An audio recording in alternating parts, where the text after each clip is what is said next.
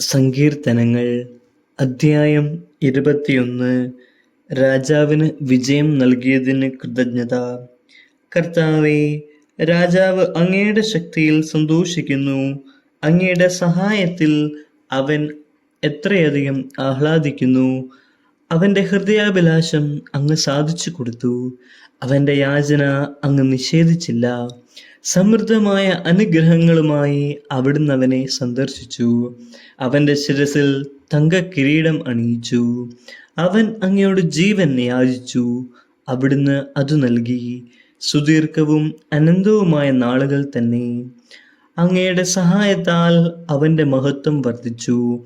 അങ്ങ് അവൻ്റെ മേൽ തേജസ്സും പ്രതാപവും ചൊരിഞ്ഞു. അവിടുന്ന് അവനെ എന്നേക്കും അനുഗ്രഹപൂർണനാക്കി.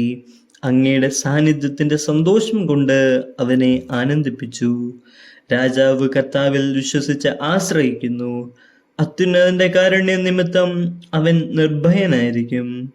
അങ്ങയുടെ കൈ സകല ശത്രുക്കളെയും തിരഞ്ഞു പിടിക്കും. അങ്ങയുടെ വലതുകരം അങ്ങയെ വെറുക്കുന്നവരെ പിടികൂടും. അങ്ങയുടെ സന്ദർശന ദിനത്തിൽ അവരെ എരിയുന്ന ചൂള പോലെയാക്കും. കർത്താവ് തന്റെ ക്രോധത്തിൽ അവരെ വിഴുങ്ങും. അഗ്നി അവരെ ദഹിപ്പിച്ച് കളയും. അങ്ങ് അവരുടെ സന്തതിയെ ഭൂമിയിൽ നിന്നും അവരുടെ മക്കളെ മനുഷ്യമക്കളുടെ ഇടയിൽ നിന്നും നശിപ്പിക്കും. അവർ അങ്ങേക്കെതിരായി തിന്മ നിരൂപിച്ചാലും അങ്ങേക്കെതിരെ ദുരാലോചന നടത്തിയാലും വിജയിക്കുകയില്ല. അങ്ങ് അവരെ തുരത്തും. അവരുടെ മുഖത്തെ ലക്ഷ്യമാക്കി വില്ല് കുലയ്ക്കും. കർത്താവേ, അങ്ങയുടെ ശക്തിയിൽ അങ്ങ് മഹത്വപ്പെടട്ടെ. അങ്ങയുടെ ശക്തി പ്രഭാവത്തെ ഞങ്ങൾ പാടിപ്പുകഴ്ത്തും.